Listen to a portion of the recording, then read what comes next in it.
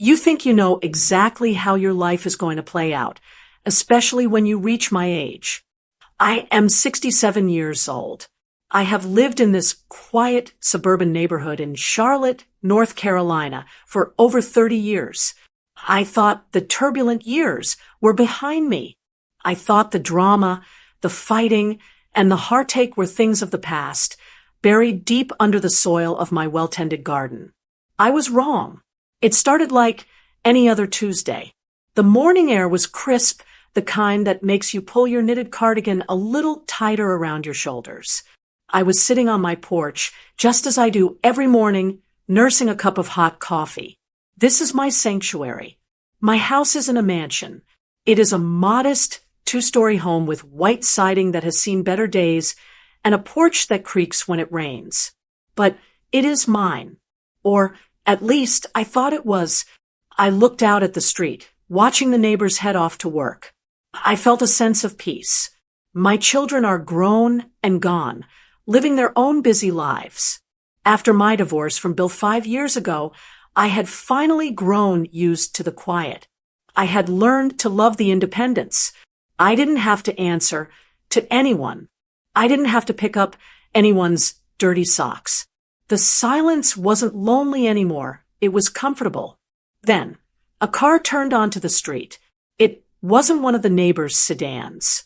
It was a brand new silver luxury SUV, polished to a shine that hurt my eyes in the morning sun. It looked aggressive, out of place among our older Toyotas and Fords. I watched it slow down, assuming the driver was looking for a house number. But it didn't pass my house. It turned right into my driveway. My heart gave a strange little flutter, a warning bell ringing deep in my chest. I set my coffee cup down on the small wicker table. I squinted as the driver's door opened. A woman stepped out. She was young, maybe 45, with hair dyed a shade of blonde that was too bright for nature to have created. She wore high heels that clicked sharply on the pavement, and she carried herself with an air of immense importance. I recognized her immediately, even though we had only met briefly in passing. It was Lori, my ex-husband's new wife. And then, stepping out of the passenger side, came Bill. Seeing him there, in my driveway, felt like seeing a ghost. We had been married for 40 years before he left. He looked older now, more tired than I remembered. His shoulders were slumped, and he was fiddling with the buttons on his jacket, refusing to look up at the house, refusing to look at me. I stood up slowly, my hands gripping the porch railing. Why were they here? We had settled everything years ago. The papers were signed. The tears were dried. There was no reason for Bill to be standing on my concrete walk. Lori didn't wait for him. She marched up the walkway with a purpose that made my stomach turn. She wasn't looking at the flowers I had planted. She was looking at the house like a health inspector looking for a violation. Her eyes scanned the windows, the roof, the front door. It was a predatory look. She reached the steps and didn't stop. She came right up onto the porch, invading my personal space before I could even say a word. "Good morning," I said, my voice tighter than I wanted it to be. I tried to maintain my dignity. I was the woman of this house, and I wouldn't let her rattle me. Lori didn't return the greeting. She didn't even pretend to be polite. She stopped 3 feet away from me, and that is when I saw it. The look on her face. It was a smirk, a greedy, arrogant smirk that twisted her red lips. She looked at me not as a person, but as an obstacle she was about to kick out of the way. She was holding a thick manila folder in her hand, clutching it like a weapon. "Bill," I called out to him, ignoring her for a moment. "What is going on?" Bill had made it to the bottom of the steps. He stopped there. He looked at his shoes, then at the siding of the house, anywhere but my eyes. He remained silent, just a shadow behind his loud, colorful wife. Lori answered for him. She took a step closer, filling the air with heavy, expensive perfume. We aren't here for a chat, Edna, she said, her voice dripping with false sweetness. We are here for business. I have no business with you, I said firmly. Please get off my porch. Lori let out a short, sharp laugh. She tapped the folder in her hand with a perfectly manicured fingernail. Oh, I think you do. You see, Bill and I have been doing some reading. We've been looking into the estate of Bill's late mother. My blood ran cold. Bill's mother, Martha, had passed away 6 months ago. She was a sweet woman who had loved me like a daughter. She had gifted us this house when Bill and I were first married decades ago. It was a wedding gift, a start to our life. What does Martha have to do with this? I asked, my hands trembling slightly on the railing. Lori took another step forward. She was so close now I could see the heavy makeup settling into the lines around her eyes. She held the folder up, waving it in my face. We're here for our rightful share, she declared, the smirk growing wider. Bill's mother never meant for you to keep this place. Not after the divorce. This house is family property. And since you aren't family anymore, we are taking it back. The words hung in the air like smoke. Taking it back. Move out. That's impossible, I whispered. This is my home. It has been my home for 30 years. It was part of the settlement. Mistakes were made, Lori said, shrugging her shoulders as if she were talking about a grocery order and not my entire life. But don't worry. We have the paperwork to prove it. Bill is the heir. And as his wife, what's his is mine.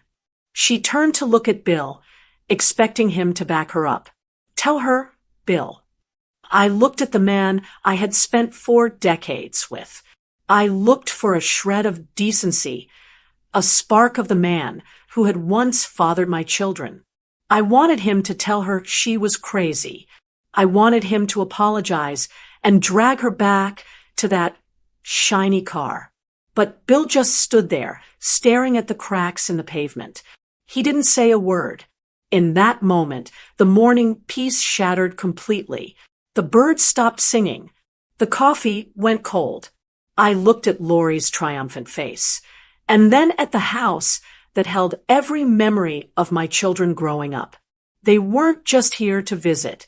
They were here to erase me. My heart hammered against my ribs. I realized then that the quiet years were over. The fight for my life had just walked up the front steps, wearing a greedy smirk and holding a folder full of lies. I gripped the railing until my knuckles turned white.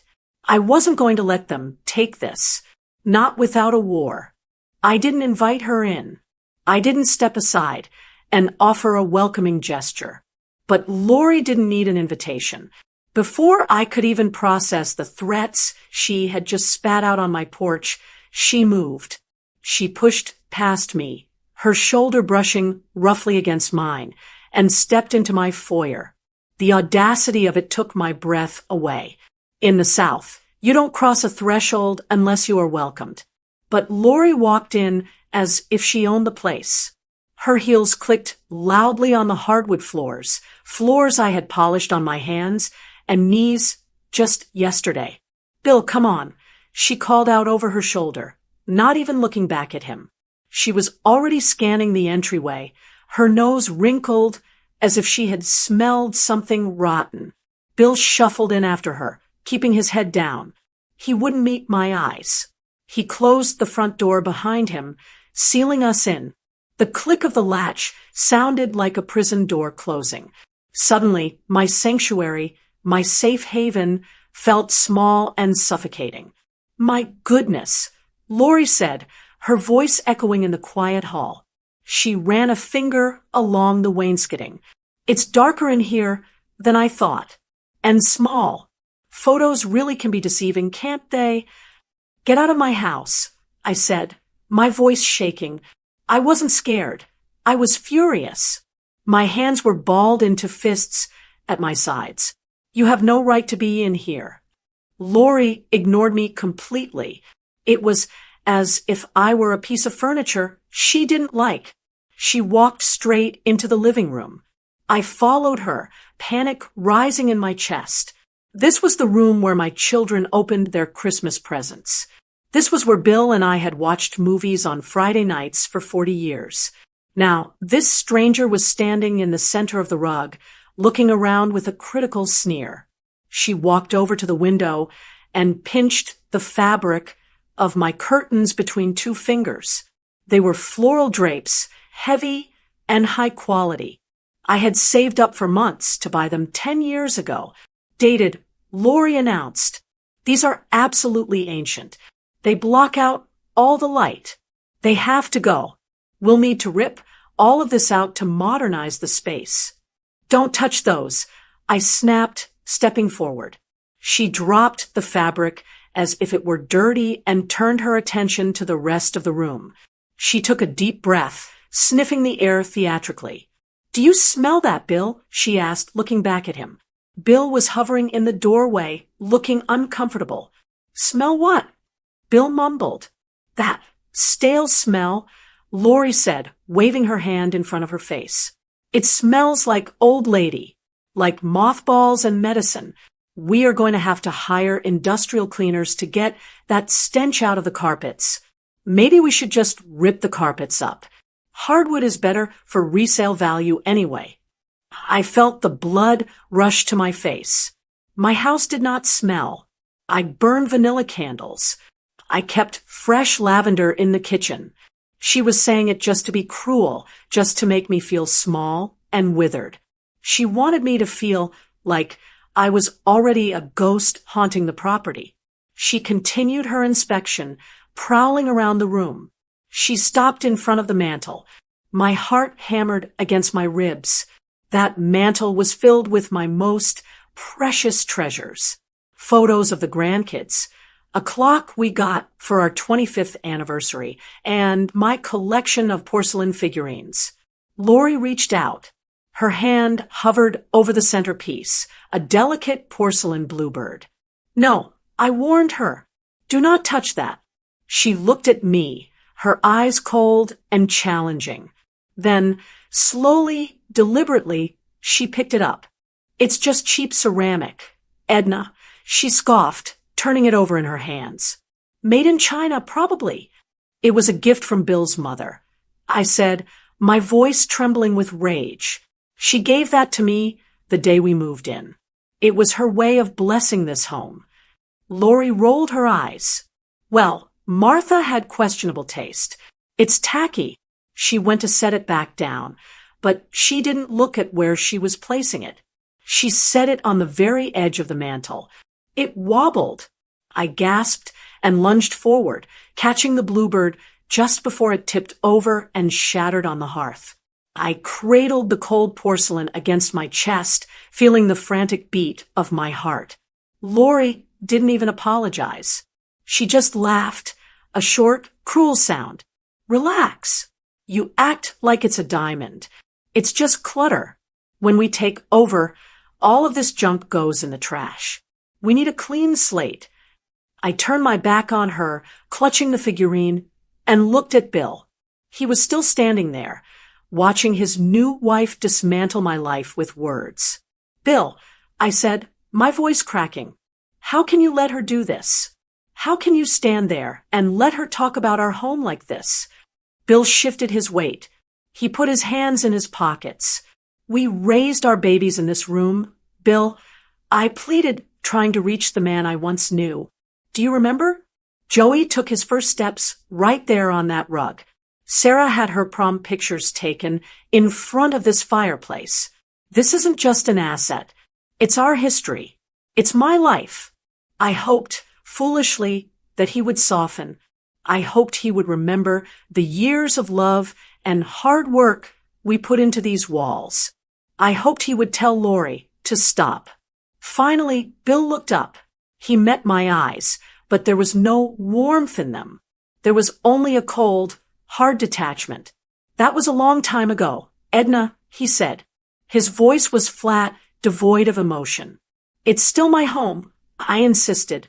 It's a big asset, Bill said, reciting the words as if he had rehearsed them. The market in Charlotte is booming right now. This house is sitting on a lot of equity. Lori and we have plans. We want to expand our business. We need the capital. You need the capital. I repeated, stunned. So you're going to throw me onto the street? Where am I supposed to go? Bill? I'm 67 years old. I can't just start over. Bill shrugged, a gesture that cut deeper than any insult Lori had thrown. You can find somewhere smaller, he said casually. You don't need 4 bedrooms. It's a waste of space for one person. Get a condo or one of those senior apartments. Honestly, Edna, you should be thanking us. The upkeep on this place is too much for you anyway. The cruelty of it washed over me. He wasn't just greedy, he was dismissive. He was looking at the woman who had washed his clothes, cooked his meals, and raised his children for 40 years, and he was telling me I was taking up too much space. He was telling me I didn't deserve a house with a garden or a guest room for the grandkids. He was telling me I was expired. Lori walked back over to him and looped her arm through his, resting her head on his shoulder. She looked at me with that same triumphant smirk. See, she said, Bill agrees. It's just business. Edna, don't be so dramatic. We'll have the lawyers send over the official eviction notice by the end of the week. You should probably start packing. I don't want to have to hire movers to clear out your hoarding. They stood there, a united front of greed and selfishness, standing in the middle of the living room I had painted myself. I felt small. I felt invisible. But beneath the shock and the hurt, something else was starting to simmer. He told me to find somewhere smaller. He told me I was a waste of space. I looked at Bill, really looked at him, and realized the man I mourned was dead. The man standing in front of me was a stranger. And strangers don't get to take my home without a fight. Get out, I whispered. We're leaving, Lori said, checking her watch. We've seen enough. It's going to be a good job, Bill, but the bones are okay. She turned on her heel and clicked back toward the door. Bill followed her like an obedient puppy, never looking back at me. I stood alone in the silence they left behind, holding the Bluebird, listening to the roar of their expensive engine as they drove away. They thought they had won. They thought I was just a weak old woman who would pack up and fade away. But as I looked around my living room at the dated curtains and the clutter on the mantel, I knew one thing for sure. I wasn't going anywhere. Not yet. I didn't sleep that night. I spent the hours between midnight and dawn pacing the hallway, listening to the house settle. Every creak of the floorboards sounded like a goodbye. By 8 o'clock the next morning, I was sitting in the reception area of Martha Higgins' law office. Martha has been my lawyer for 20 years. She handled the divorce. She is 68, sharp as a tack, and doesn't suffer fools. She wears colorful scarves and reading glasses on a chain, but don't let that fool you. In a courtroom, she is a shark. When she finally called me back, she didn't smile. That was my first bad sign. I sat down in the leather chair opposite her heavy oak desk, clutching my purse like a lifeline. Give it to me straight, Martha, I said. Can they do this? Can they just walk in and take my home? Martha took off her glasses and rubbed the bridge of her nose. She sighed, a long, heavy sound that seemed to suck the air out of the room. I've looked over the documents Lori filed, Martha said, her voice gentle but firm. And I've pulled the probate records for Bill's mother. And it's not good, Edna. My stomach dropped, but the house was a gift. Martha gave it to us. She did, Martha explained. But technically, the deed remained in a trust until her death. And about 6 months before she passed, a codicil, an addition, was added to her will.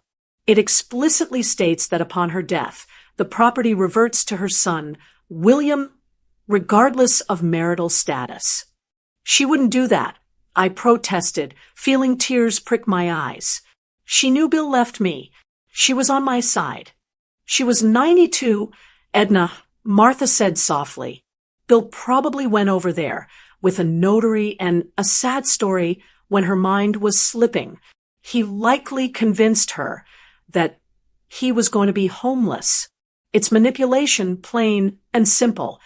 So we fight it, I said, leaning forward. We prove he manipulated her. Martha leaned back and looked me in the eye. We can. We can challenge the codicil based on undue influence and lack of capacity. But, Edna, Bill has money now. Or, at least, Lori does. They will drag this out. A lawsuit like that could take 2 years. Depositions, expert medical witnesses, court fees. She paused, doing the math in her head. It will cost you upwards of $50,000 to fight this. And there is no guarantee we will win. If we lose, you're out the money and the house. I sat back, stunned. $50,000. I have a small savings account and my Social Security. I don't have a war chest. So that's it. I asked, my voice barely a whisper. I just lose after 40 years. I'm sorry, Martha said. The law isn't always fair. It's just the law. I walked out of her office feeling like I was carrying 100 pounds of lead on my shoulders. The sun was shining, but everything looked gray. I drove home on autopilot. When I pulled into the driveway, I looked at the house differently. Yesterday, it was my sanctuary.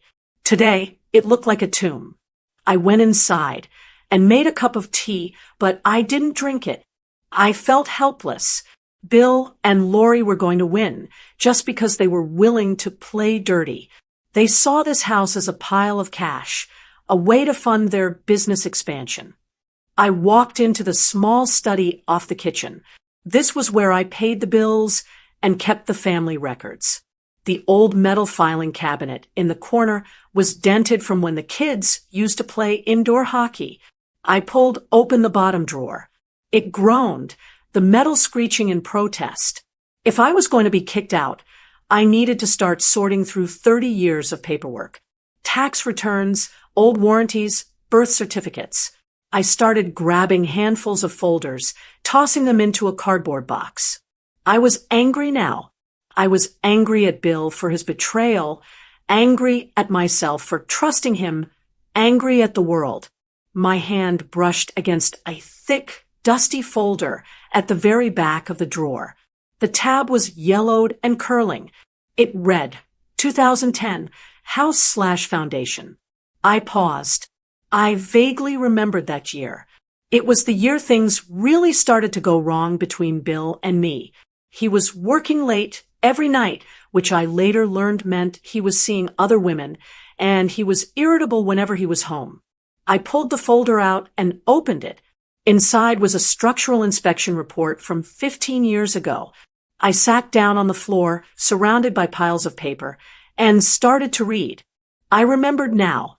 We had a wet spring that year. The basement had smelled damp. I had begged Bill to call a specialist. He had complained about the cost, but he finally did it.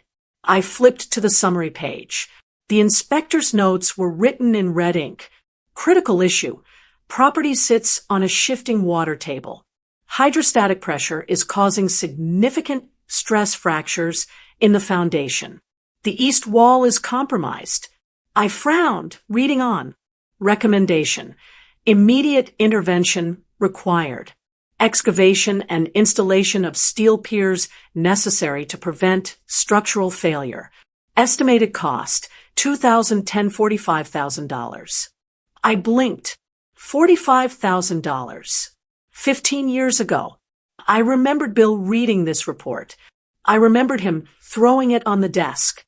He had told me the guy was a crook trying to scam us. He said, "It's just a little water, Edna.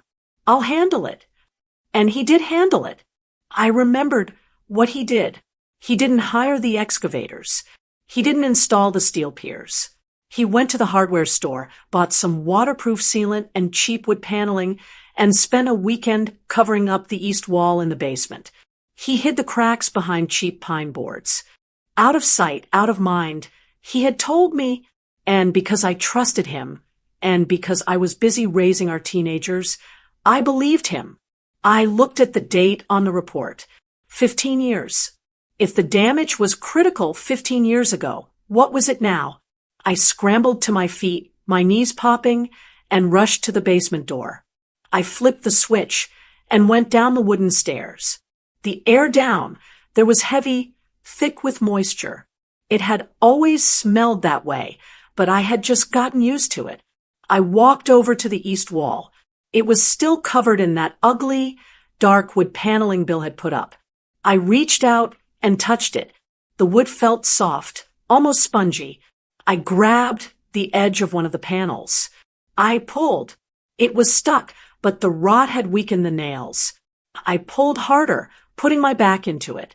With a loud crack, the panel came away. I gasped and covered my mouth. Behind the wood, the concrete wasn't just cracked. It was bowing. A jagged fissure, wide enough to stick my hand into, ran from the floor to the ceiling. Black mold was blooming along the edges of the crack like a disease. Water was weeping through the concrete, creating a dark puddle on the floor. The house was literally crumbling from the bottom up. I ran back upstairs to the study and grabbed the report again. I flipped to the back, doing some quick mental math. If it cost $45,000 to fix back then, with inflation and 15 years of worsening damage, the repair bill today would easily be over $150,000. Maybe more.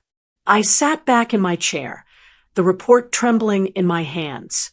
Lori had talked about equity. She and Bill thought this house was a gold mine. They thought they could kick me out, take a loan against the value of the house, and live the high life. They saw the fresh paint and the manicured lawn. They didn't know about the cancer eating away at the foundation. They didn't know because Bill was too busy cheating on me to fix it and too arrogant to remember. He had covered it up. A strange feeling washed over me. It wasn't fear anymore. And it wasn't sadness. I looked at the paper in my hand. This was a disclosure document. Legally, if I sold the house, I would have to show this to the buyer. But Bill wasn't buying the house. He was claiming it was already his. He was claiming he knew everything about it because it was his family legacy. If I showed this to them now, they might walk away. They might leave me alone. But if they walked away, I would be stuck with a house that was falling down. I would be the one facing a $100,000 repair bill I couldn't pay. The house would eventually be condemned, and I would be left with nothing. But if they took it, if they took the house, they took the problems. They took the shifting water table. They took the bowing wall. They took the mold. I thought about Lori's smirk. I thought about Bill telling me to find somewhere smaller. I thought about how they wanted to strip me of everything I had. They wanted the house so badly. They wanted what was rightfully theirs. I carefully placed the report back in the folder. I didn't put it back in the filing cabinet. I set it aside, under a stack of old knitting patterns. My heart was beating fast, but not from panic. For the first time since they knocked on my door, I wasn't the victim. I was the one holding the map to the minefield. Martha had told me I couldn't win the legal battle, but maybe I didn't have to fight the law. Maybe I just had to let nature take its course. I picked up the phone and dialed Martha's number. "Martha," I said when she answered, "I've been thinking. Draw up the papers. I'm willing to negotiate." I could hear the surprise in her voice. "Are you sure, Edna? You want to give up?" "I'm not giving up," I said, looking at the basement door. "I'm just giving them exactly what they asked for." The conference room at the mediation center was cold. It was one of those windowless rooms with fluorescent lights that hummed just loud enough to give you a headache. In the center of the room sat a long, oval mahogany table. It looked like a battlefield. On one side sat Bill and Lori, flanked by their lawyer, a man in a shiny suit who checked his watch every 2 minutes. On the other side sat Martha and me. I felt small. I had put on my best Sunday suit, a navy blue skirt and blazer that I've had for years, but facing them, I felt like a child being called to the principal's office. Lori was wearing a white dress that looked brand new, and she was typing furiously on her phone, not even acknowledging my presence. Bill was staring at a water pitcher in the center of the table as if it were the most interesting thing in the world. Martha squeezed my hand under the table. "Stay calm," she whispered. "Let me do the talking." The mediator, a tired-looking man named Mr. Henderson, cleared his throat. "We are here to resolve the dispute regarding the property at 42 Elm Street. I understand there is a contesting of the will." "There shouldn't be," Lori's lawyer cut in smoothly. "The codicil is clear. Mr. Freed is the sole beneficiary. Mrs. Freed has no claim. Honestly, we are being generous by even meeting here." Martha straightened her spine. "My client has lived in that home for 30 years. It was a gift. She has maintained it, paid the taxes, and improved the value. To evict her without compensation is unconscionable." Lori stopped typing. She set her phone down on the table with a sharp clack. She looked directly at me, her eyes hard and bright. "Unconscionable."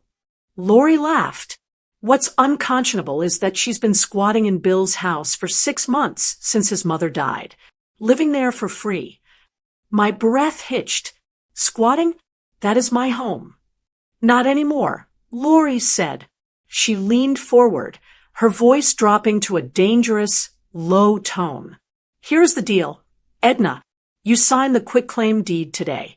You agree to vacate the property in 30 days. You leave the appliances, the fixtures, and the window treatments. And if I don't?" I asked, trying to keep my voice steady. Lori smiled. It wasn't a nice smile. "If you don't, we proceed with the lawsuit. And we will add a countersuit for back rent." "Back rent?" I looked at Martha. She looked worried. Market value rent for a 4-bedroom house in that neighborhood is about $3,000 a month. Lori continued, clearly enjoying herself. "You've been there 6 months since Martha passed. That's $18,000 you owe us, plus legal fees. If you fight us, Edna, we will sue you for every penny. We will garnish your Social Security. We will put a lien on your car. We will leave you with absolutely nothing." The room went silent. I felt the blood drain from my face. $18,000, plus the $50,000 to fight the will. They weren't just trying to take the house. They were threatening to destroy my entire future. They wanted to leave me destitute. I looked at Bill. "Bill," I said, "is this what you want? You want to bankrupt the mother of your children." Bill shifted in his chair. He rubbed the back of his neck. "Edna, look, it's just business. We have the right to the income from the property. If you just sign, we'll waive the back rent. It's a clean break." A clean break. That's what he called it. I looked down at my hands. They were trembling. I thought about the document hidden in my purse, the inspection report about the basement. I thought about the rotting foundation, the black mold, the shifting water table. I thought about the $150,000 repair bill waiting for whoever owned that house. If I signed the house over to them, they would inherit that disaster. They would walk into a financial nightmare that would likely bankrupt them. I felt a pang of guilt. I was raised in the church. I was raised to be honest, to treat others how I wanted to be treated. Even though they were hurting me, even though they were being cruel, did they deserve to be ruined? Did Bill, the man I once loved, deserve to lose everything because of a mistake he made 15 years ago? I wrestled with my conscience. The good wife in me wanted to warn him. I wanted to tell him that the prize he was fighting for was actually a grenade. I took a deep breath. I decided I had to try. I had to be the bigger person. "Bill," I said softly. Before we sign anything, there is something you need to know. It's about the house. Lori rolled her eyes. Oh, here we go. What is it now? The ghosts? The sentimental value? We don't care? Edna? No, I said, ignoring her and looking straight at Bill. It's about the basement. Do you remember the inspection from 2010? The water damage. Bill frowned. He looked confused for a second, a flicker of recognition in his eyes. The water? That was just a leak. I fixed it. You didn't fix it, Bill, I said earnestly. You covered it up. And it's gotten worse. Much worse. I went down there. The wall is bowing. If you take this house, you are taking on a massive liability. You need to know that. I was about to tell him about the mold. I was about to tell him about the 6-figure repair estimate. I was about to save him from himself. But Lori slammed her hand on the table. Shut up, she screamed. The violence of her voice made everyone jump. Even her lawyer looked startled. Shut up, you jealous old woman. Lori hissed. Her face was red, her neck veins bulging. We don't care about your stories. We don't care about your little made-up problems. You are just trying to scare us because you're bitter. You're trying to stall. I'm trying to help you, I said, my voice shaking. We don't want your help. Lori yelled. She pointed a finger right in my face. We want the house. Just sign the papers and get out of our lives. We don't want to hear another word out of your mouth, unless it is goodbye. She turned to Bill. Make her sign it, Bill. I am sick of listening to her whine. I looked at Bill. This was it. This was his chance to be a man. This was his chance to say, wait, let her speak. This was his chance to ask me what I meant about the basement. Bill looked at Lori, who was fuming. Then he looked at me. He saw the concern in my eyes. He saw that I was trying to reach him. And he looked away. Just sign it, Edna, Bill said quietly, staring at the table. Lori is right. We don't need to hear this. Just sign the deed. The room went dead silent again. Something inside me snapped. Not in a violent way, but like a heavy rope finally being cut. I had tried. I had offered them mercy. I had tried to warn them that they were standing on a trapdoor, and they had told me to shut up. Lori had called me a jealous old woman. Bill had chosen his greed over my voice. I looked at the paperwork in front of me, the quitclaim deed, the surrender of my home, the surrender of 30 years of memories, but also the surrender of the rot, the surrender of the mold, the surrender of the debt. A strange calm settled over me. It was the peace of knowing I had done my duty. I had tried to speak the truth. They had rejected it. Whatever happened next was not on my hands. It was on theirs. Okay, I said. My voice was steady now. Okay. Edna, Martha whispered. Are you sure? We can still push for. No, Martha, I said, not taking my eyes off Bill. They want the house. They have made it very clear. I am done fighting. I reached into my purse. For a second, my hand brushed the inspection report I had brought with me. I could pull it out. I could slam it on the table and prove them wrong. I left it there.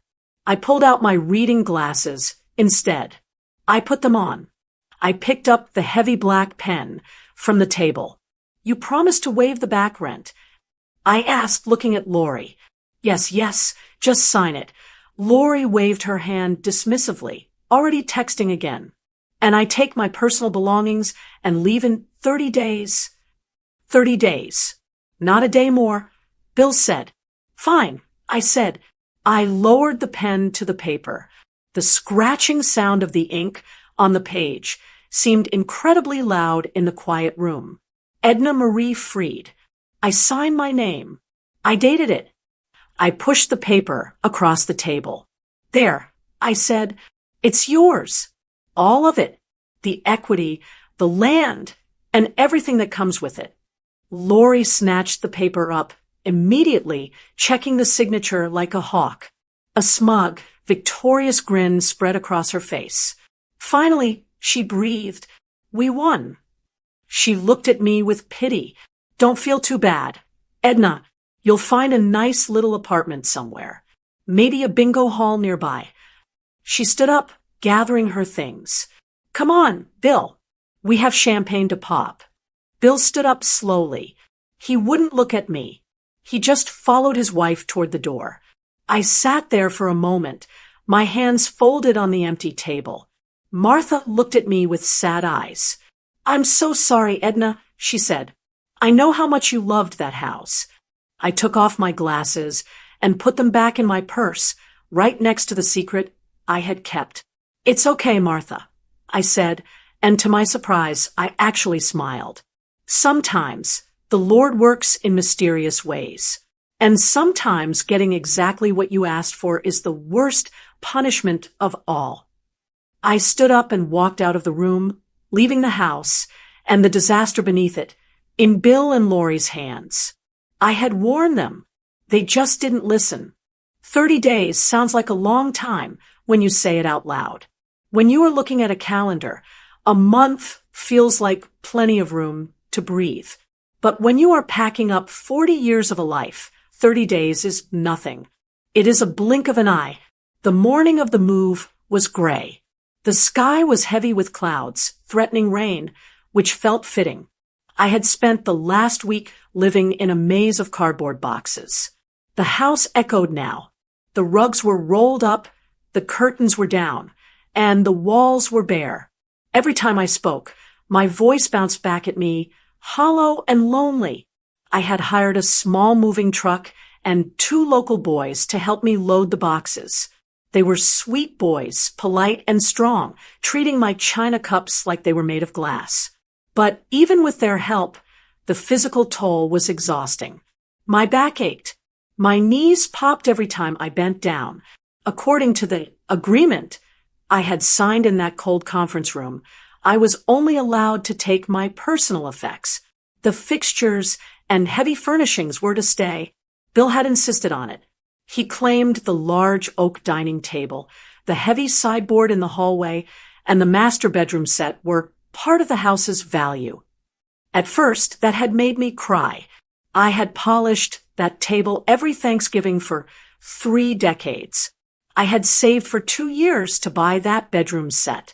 Leaving them behind felt like leaving pieces of my own body. But as I watched the boys struggle to lift my heavy boxes, I looked at that massive dining table. It weighed a ton. It took up so much space. And suddenly, a thought crossed my mind. Where would I even put it? My new apartment was lovely, but it was small. It was a 2-bedroom unit on the ground floor of a quiet complex near the park. It had big windows and a modern kitchen, but it didn't have a formal dining room. If I had fought to keep that table, it would have been a burden. It would have cluttered up my new, clean space. I ran my hand along the smooth wood of the table one last time. Goodbye, old friend, I whispered. You're their problem now. Just as the movers were loading the last box, my collection of gardening books, a car engine roared in the driveway. My stomach tightened. I didn't need to look out the window to know who it was. They were early. Of course they were. The front door swung open without a knock. Lori breezed in wearing a bright yellow raincoat and carrying a clipboard. She looked like she was ready to direct a construction crew. Bill trailed behind her, looking miserable and damp. You're still here? Lori asked, checking her watch. It's 10 o'clock, Edna. The contract said vacating by noon. You're cutting it close. We are loading the last box now, I said, keeping my voice even. I refused to let her see me cry. I refused to let her see me break. The house will be yours in 10 minutes. Lori didn't listen. She was already busy. She marched into the living room, her heels clicking on the bare floorboards. She pulled a metal tape measure from her purse and snapped it out, measuring the width of the room. Bill, look at this, she called out. If we knock out this wall here, we can open up the whole floor plan. And these floors, ugh. I told you, we need to rip them up. I'm thinking gray laminate. It's very trendy. I stood by the door, clutching my purse. I watched her dismiss the hardwood floors, original oak that I had loved, as if they were trash. Those floors are solid oak, I said, unable to help myself. You can't just find wood like that anymore. Lori turned to me, snapping the tape measure back with a sharp zip. Edna, please, she sighed, giving me a pitying look. You're living in the past. People don't want solid oak. That squeaks. They want modern. They want clean lines. We are going to flip this place and double our money. We need to improve the property value, not run a museum. Improve the property value. The words hung in the air. I almost laughed. It would have been a bitter, hysterical laugh, so I bit my lip to keep it inside. She was talking about gray laminate and open floor plans, completely unaware that 20 feet below where she was standing, the earth was swallowing the foundation. She was measuring for curtains while the basement wall was bowing inward, holding back tons of wet soil. She thought she was standing on a gold mine. I knew she was standing on a sinkhole. Bill walked past me, carrying a toolbox. He stopped for a second. We were close enough to touch. He looked at the boxes in the truck, then at the empty hallway. You got everything? He asked. His voice was rough. I took what matters. I said, I left the rest for you, just like you wanted. He nodded, looking uncomfortable. It's for the best, Edna. You'll be better off. Less to worry about. You're right, Bill, I said, and I meant it. I will have much less to worry about. He didn't catch the double meaning. He just shuffled into the kitchen to inspect the appliances. I took one last walk through the house. I went into the kitchen. I looked at the window over the sink where I used to watch the kids play in the backyard. The backyard was overgrown now. I hadn't had the energy to weed it this year. Lori had already complained about it, saying they would bulldoze the garden to put in a patio. Let them. I walked to the door of the basement. It was closed. I rested my hand on the doorknob. I could feel the cold radiating through the wood. Down there, in the dark, the mold was growing. The water was seeping. The cracks were widening. It was a slow-motion disaster waiting for a heavy rainstorm. I thought about the inspection report tucked safely away in my new apartment. I thought about the moment I tried to speak, and Lori screamed at me to shut up. I tried. I whispered to the door. I really did. I pulled my hand away. I didn't feel guilty anymore. I felt light. It was a strange sensation. I was losing my home. I was being forced out by a younger woman and my ex-husband. By all accounts, I should have been devastated. I should have been wailing and gnashing my teeth. But as I looked at the heavy furniture I didn't have to move, and the old plumbing I didn't have to fix, and the rotting foundation I didn't have to pay for, I felt a weight lift off my shoulders. I wasn't losing a home. I was escaping a trap. I walked back to the front door. Lori was there, writing furiously on her clipboard. Okay, the painters are coming tomorrow, she was muttering to herself. And the contractor for the basement remodel is coming on Monday. I paused. You're remodeling the basement? Obviously, Lori said without looking up. We're going to finish it. Put in a game room and a wet bar. It adds square footage. That's where the real money is. Good luck with that, I said. She finally looked up, her eyes narrowing. Is that sarcasm? No, I said honestly. It's just a big project. Old houses have secrets. Lori, we can handle it, she sneered. We have money, Edna. Unlike some people, we can afford to do things right. I'm sure you can, I said. I stepped out onto the porch. The air outside was fresh and cool. The moving truck engine was idling, a steady hum that sounded like progress. I turned around to look at the house one last time. Bill had come to the door to stand next to Lori. They stood there together, framed by the doorway of the house they had stolen. They looked proud. They looked like victors claiming the spoils of war. They had the house. They had the heavy oak table. They had the equity. And they had the rot. I closed my eyes for a second and whispered a silent prayer. Lord, thank you for closing this door. Thank you for taking this burden from me, even if it hurt. I release this house. I release this anger. I leave it all here at their feet. I opened my eyes and looked at them. Goodbye, Bill. Goodbye, Lori, I said. Bye, Edna. Lori waved her fingers dismissively. Don't forget to leave the keys on the counter. They are already there, I said. I walked down the steps. I didn't look back. I got into my car, put it in drive, and pulled out of the driveway for the last time. As I drove down the street, the first drops of rain started to hit my windshield. Heavy, fat drops. The sky opened up, and the rain began to pour. I turned on my wipers and smiled. It was raining hard, and I knew exactly where all that water was going. I was heading to a dry, warm apartment on high ground. Bill and Lori were standing in a house built on a shifting water table, making plans to dig into a basement that was already holding on by a thread. I drove away, leaving the storm and the consequences behind me. 3 months have passed since I handed over the keys to the house on Elm Street. 3 months since I drove away in the rain, leaving my entire history in the rearview mirror. If you had asked me a year ago where I saw myself today, I would have told you I'd be in my garden, pruning the hydrangeas, waiting for the grandkids to visit. I never would have imagined I'd be living in a 2-bedroom apartment in a complex called the Willow Gardens.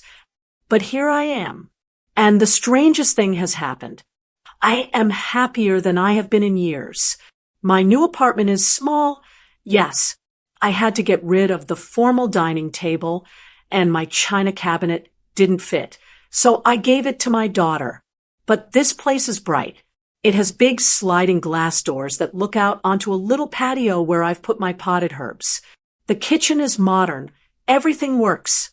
The dishwasher doesn't rattle. The faucet doesn't drip. The floors are a soft, warm carpet that feels good on my feet. Best of all, there is a lightness here. I don't wake up worrying about the roof leaking.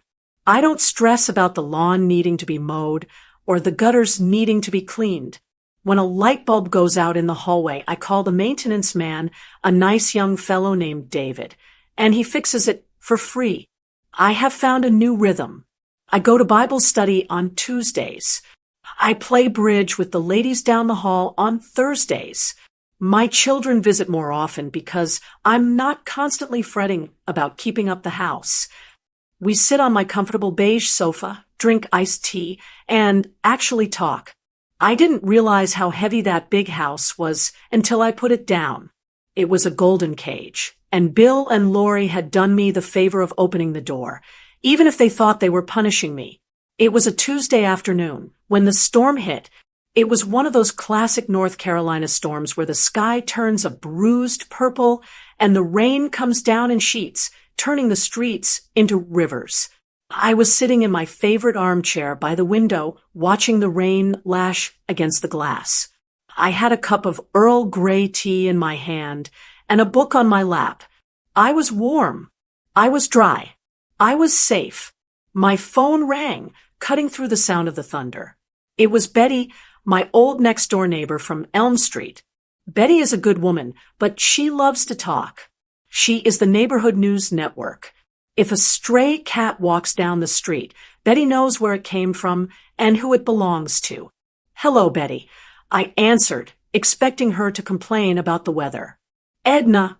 Her voice was breathless, almost shouting over the sound of rain on her end. Edna, are you sitting down? I am, I said, marking my page in my book. What's wrong? Is everyone okay? You are not going to believe what is happening across the street, Betty said. It's the house. Your old house. My hand tightened on the phone. What about it? It's collapsing. Edna, the whole side of the house is caving in. I set my tea down on the coaster. Slow down, Betty. What do you mean? Betty took a deep breath and launched into the story. And as she spoke, the picture became clear. It was a picture of greed, arrogance, and gravity. Apparently, Lori hadn't wasted any time. The day after I moved out, she had contractors swarming the property. She wanted that game room and wet bar she had bragged about. She wanted to increase the square footage, to flip the house for a massive profit. But Lori didn't like being told no. When the contractors told her the basement ceiling was low, she told them to dig down. When they told her the soil was wet, she told them to ignore it and keep working. She was in a rush. She wanted it done now. Betty told me that for the last month, there had been jackhammers going all day. They had stripped the basement walls down to the bare concrete. They had removed the wood paneling. The paneling Bill had used to hide his sins 15 years ago. They exposed that big crack. Edna, Betty whispered. The contractor apparently told them they needed to stop and shore up the foundation. He told them it was dangerous. But I heard Lori screaming at him in the driveway last week. She told him he was trying to rip them off. She fired him and hired a cheaper crew who would do what she said. And then the rain came. For 3 days it had rained. The ground was saturated. The water table, that shifting, treacherous water table I had warned them about, rose up without the proper support. And with the cheap crew digging around the footings to lower the floor, the pressure became too much. It sounded like a bomb went off. Betty said, I was in the kitchen, and I felt the ground shake. I looked out the window, and the whole east wall, the side with the chimney, just gave way. It buckled right into the basement. I closed my eyes. I could see it. I could see the wall where I used to store the Christmas decorations crumbling into a pile of mud and concrete. The chimney collapsed. I asked. It tore right off the side of the house. Betty confirmed. It smashed through the new deck they just built. The roof has sagged on that side. Edna, it's a disaster. The fire department is there now. They've put yellow tape around the whole yard. Are Bill and Lori okay? I asked. I didn't wish them physical harm. I'm not a monster. They're fine physically, Betty said. They were upstairs when it happened. But they're outside now. And Edna, you should see them.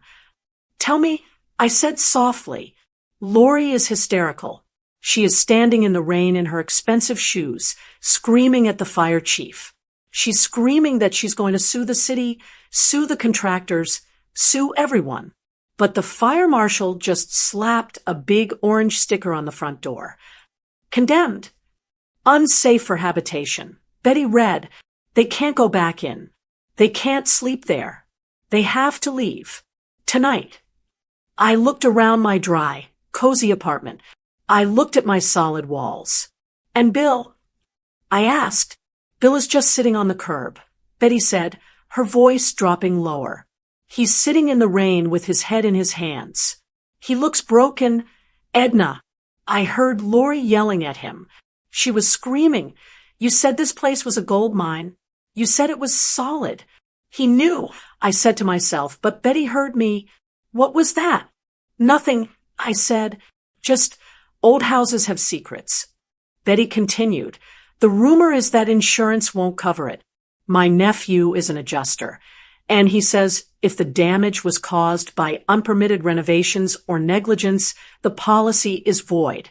If they dug out that basement without a permit, and if the foundation issue was pre-existing, Edna, they are going to be on the hook for everything. Everything, I repeated. The mortgage payments, the construction, loans they took out for the renovations, the cost of demolishing the unsafe structure, or the massive cost of rebuilding it properly, and now the cost of a hotel and storage for their things, if they could even get their things out safely. They were bleeding money. The asset Lori had smirked about was now a sinkhole sucking down every dime they had. It's a money pit, Betty said, sounding satisfied in the way neighbors do when the arrogant new folks get taken down a peg. They are going to lose a fortune. We talked for a few more minutes. Betty promised to keep me updated and send pictures once the rain stopped. When I hung up the phone, the apartment felt very quiet. I walked over to the kitchen and filled the kettle.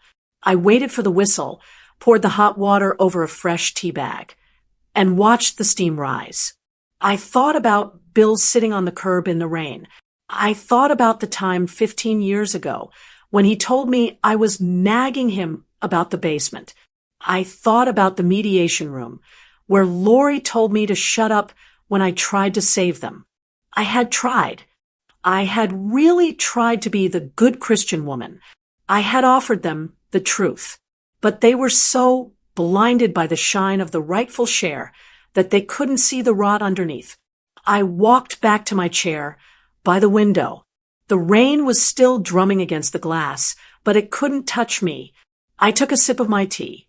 It was warm and soothing. I didn't feel the need to drive over there. I didn't feel the need to stand on the sidewalk and say, "I told you so." I didn't need to see Lori's ruined mascara or Bill's regret. The Lord says, "Vengeance is mine." And clearly, he doesn't need my help.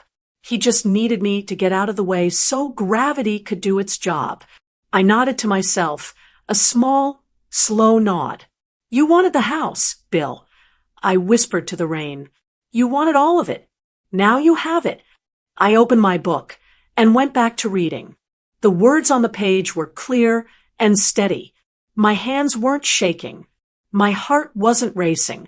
I was just an old woman in a small apartment, enjoying a rainy afternoon while the castle across town crumbled into the mud.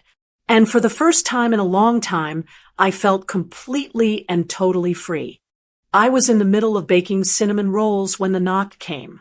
The apartment smelled like yeast and brown sugar, a warm, comforting scent that always makes a house feel like a home.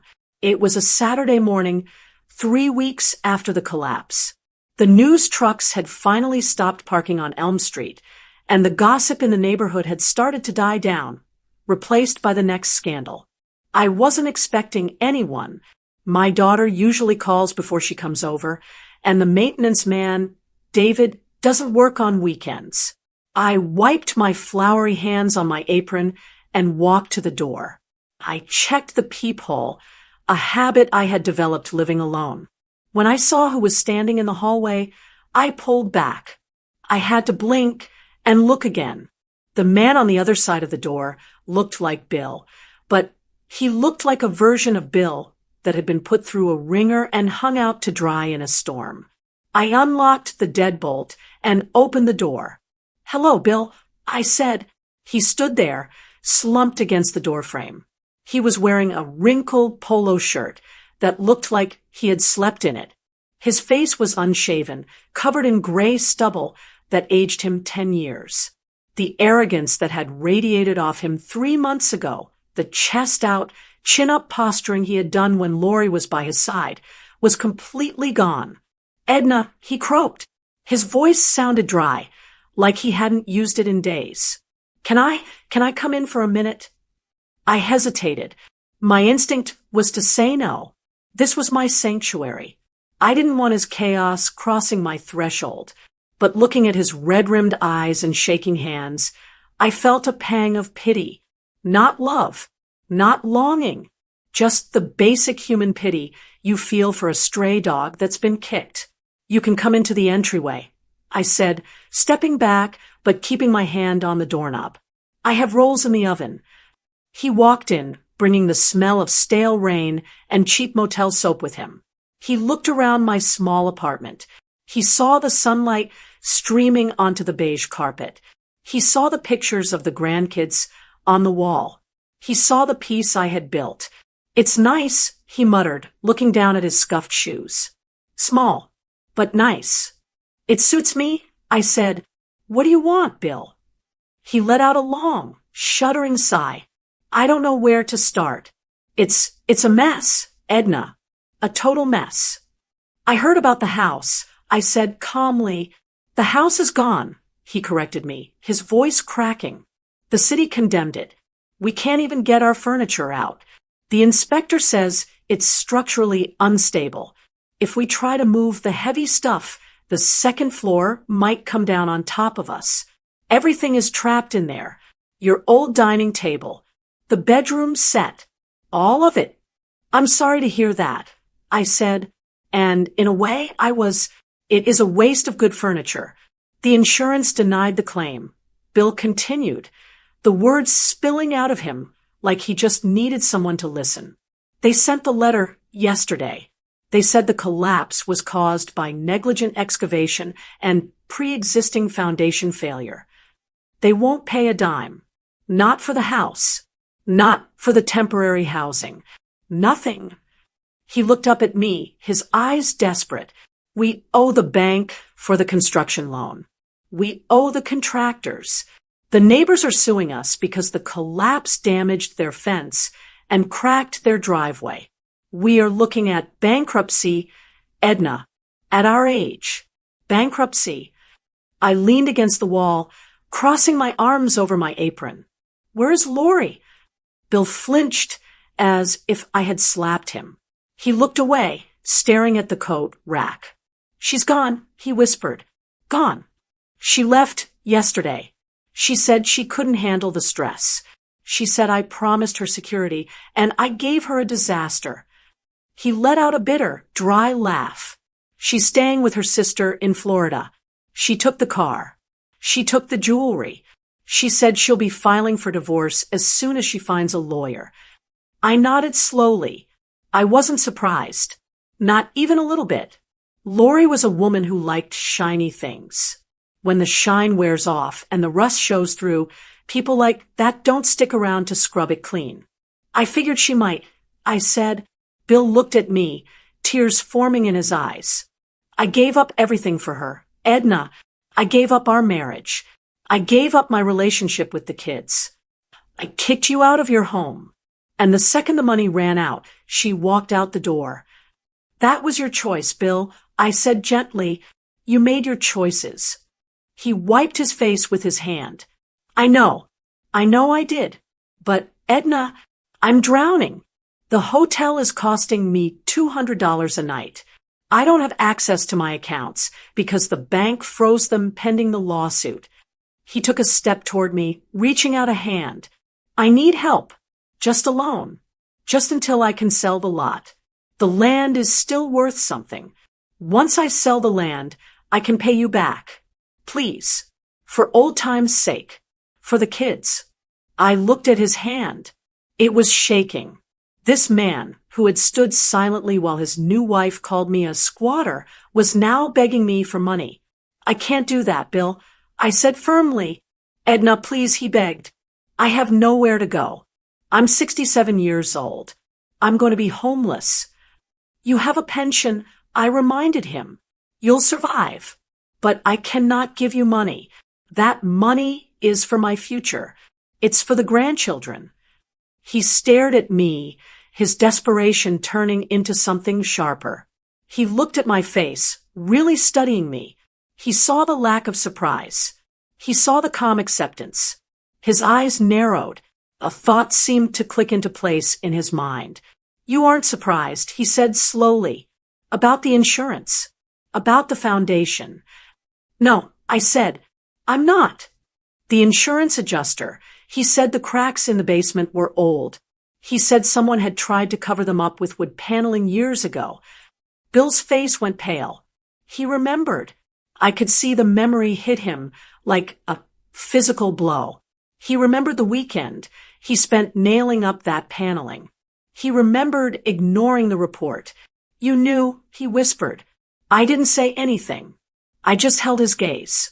"You knew." His voice rose, trembling with anger and disbelief. "When you signed the papers, when you gave us the house, you knew the foundation was rotting. You knew the whole thing was a ticking time bomb." "I knew there were issues," I said quietly. "And you let us take it?" Bill shouted, stepping closer. You let us sink our money into a death trap. You let us destroy ourselves. I didn't let you do anything, Bill, I said, my voice hardening. You demanded it. You came to my porch. You threatened me. You told me you were taking what was rightfully yours. You could have told us. Bill yelled. You could have warned us. If you had told me the repair bill would be $200,000, I never would have touched it. I would have let you keep the damn house. I tried, I said. The words hung in the air between us.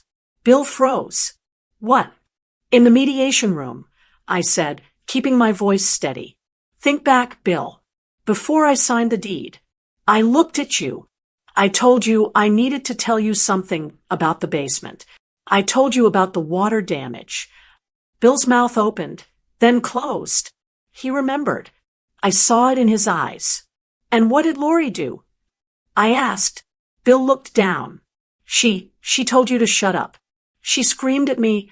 I corrected him. She called me a jealous old woman. She said, we don't care about your stories. Just sign. I took a step forward, standing tall in my own entryway, and I looked at you, Bill. I gave you a chance. I looked you right in the eye and waited for you to ask me what I meant. I waited for you to be a man and hear me out. Bill slumped against the wall, defeated. I just wanted to get it over with. You told me to sign, I said. You chose her anger over my warning. You chose your greed over the truth.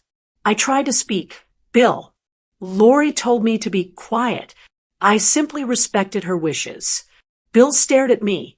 The realization washed over him, the absolute crushing weight of his own mistake. He couldn't blame me. He couldn't blame the insurance company. He couldn't even fully blame Lori. He had held the pen. He had silenced the warning. He had signed his own warrant. You played us, he whispered, shaking his head. You played us like a fiddle. I didn't play anyone, I said. I just stepped out of the way and let you run. The timer on the oven beeped. The sound was bright and cheerful, breaking the tension in the room. My rolls are done, I said. You need to leave, Bill. Edna, go, I said. Go call your lawyer. Go sell the land. Go figure out your life. But do not come here asking me to pay for the wreckage you created. Bill pushed himself off the wall. He looked 10 years older than when he walked in. He looked like a man who had nothing left, no wife, no house, no money, and no pride. He opened the door. The hallway behind him was empty. I'm sorry, he whispered, and this time I think he actually meant it. I know, I said. Goodbye, Bill. I closed the door. I turned the deadbolt. Click. I stood there for a moment, listening to his heavy footsteps recede down the hallway. I waited until I heard the outer door of the building close. Then I walked into the kitchen. I opened the oven and pulled out the pan of cinnamon rolls. They were perfect, golden brown, rising high, and smelling of sweetness. I set them on the counter to cool. I didn't feel guilty. I didn't feel sad. I picked up the icing and began to spread it over the warm rolls, watching it melt into the cracks, covering everything in sweetness. Bill had his mess. I had my piece. And as far as I was concerned, the accounts were finally balanced. The lock clicked. That sound was small, just a piece of metal sliding into place. But in my quiet apartment, it sounded like a gavel coming down in a courtroom. The verdict was in. I leaned my forehead against the cool wood of the door for just a second. I didn't cry. I didn't feel the urge to run after him. I didn't feel the need to call him back and offer him a check or a place to sleep on my sofa. For 40 years, I had been the fixer. When Bill broke something, I glued it back together. When he made a mess, I cleaned it up. When he forgot a birthday or a bill, I was there to smooth it over. I had spent my entire adult life trying to keep the foundation of our family from cracking, never realizing that he was the one chipping away at it with a pickaxe. But today, I didn't fix it. I let the pieces lie where they fell. I turned around and walked back into my kitchen. The smell of cinnamon and sugar was heavy in the air, sweet and inviting. I took a deep breath. This was the smell of my new life. No mold, no secrets, just warmth. I had just set the pan of rolls on the table when the doorbell rang again. For a split second, my heart jumped. Had he come back? Was he going to beg harder? Was he going to yell? But then I heard it, the high-pitched, muffled giggling on the other side of the door. I smiled, a real smile that reached my eyes. I walked over and opened the door. Grandma! My two grandchildren, Leo and Sophie, nearly tackled me. They are 7 and 9, full of energy and noise. Behind them stood my daughter, Sarah, holding a bouquet of grocery store daisies. Hi, Mom, Sarah said, looking tired but happy. We were in the neighborhood, and the kids begged to see you. I hope it's okay. It is more than okay, I said, ushering them in. You are right on time. The cinnamon rolls are still hot. The apartment, which had felt so quiet just an hour ago, was suddenly filled with life. Leo was kicking off his shoes by the door. Sophie was already running to the patio door to look at my herb garden. Sarah was putting the flowers in a vase at the sink. Did I see? Was that Dad's car leaving the parking lot? Sarah asked carefully, keeping her back to me as she filled the vase. It was, I said. I picked up a spatula and started putting the sticky rolls onto plates. Sarah turned around, worry etched on her face. Is everything okay? Did he cause trouble? I handed a plate to Leo, who looked at the frosting with wide eyes. No trouble, I said calmly. He just came to say goodbye. Sarah looked at me, searching for cracks in my armor. She knew about the house collapse. She knew about the insurance. She knew her father was in a bad way. He looked rough, Sarah said. He is having a hard time, I admitted. But he is a grown man, Sarah. He will find his way. Or he won't. But it isn't my job to carry him anymore. Sarah let out a breath she seemed to have been holding for weeks. She walked over and hugged me, squeezing tight. I'm proud of you, Mom. Come and eat, I said, patting her hand. Before the kids eat them all. We sat around my small kitchen table. It wasn't the massive oak table I had left at the house. It was a simple round table I had bought at a thrift store and painted white. We were sitting close, our elbows almost touching. I watched them eat. I watched Sophie get icing on her nose and laugh when Sarah wiped it off. I watched Leo try to explain a video game to his mother. I looked around the room. The walls were close. The carpet was plain. I didn't have a formal dining room or a guest wing. I didn't have a valuable asset to leave them in my will.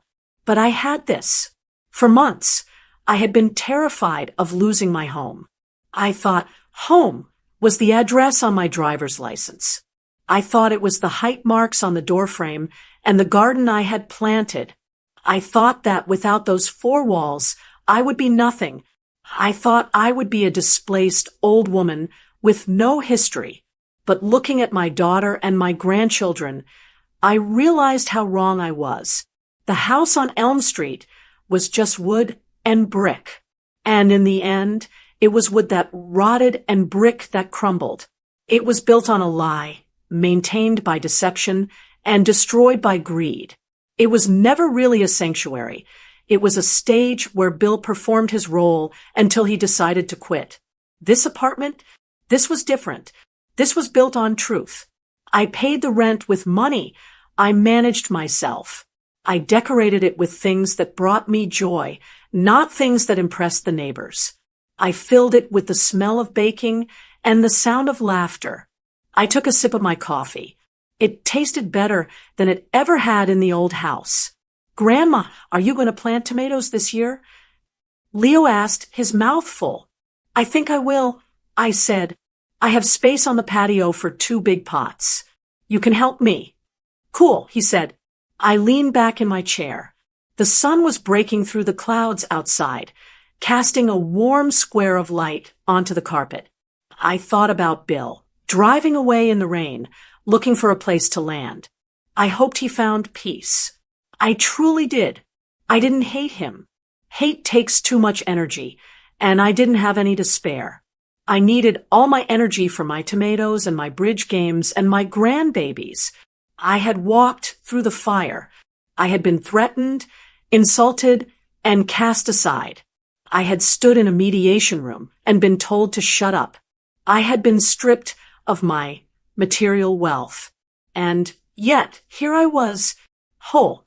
I wasn't just surviving. I was thriving. I had traded a rotting mansion for a solid life. I looked at Sarah, who was laughing at something Sophie said. I realized then that you can't lose your home if your home is inside you. You carry it with you. You build it with your integrity, your faith, and your love. No one can foreclose on that. No one can bulldoze that. I touched the small cross necklace I wear every day. I closed my eyes for just a second, offering up one last thought to the one who had guided me through the storm. I had been so afraid of the door closing on my old life. But the moment that heavy door shut, this new one opened wide. The Lord protects the widow, sometimes in ways we don't expect. What city are you listening from? And what time is it there? Write it in the comments.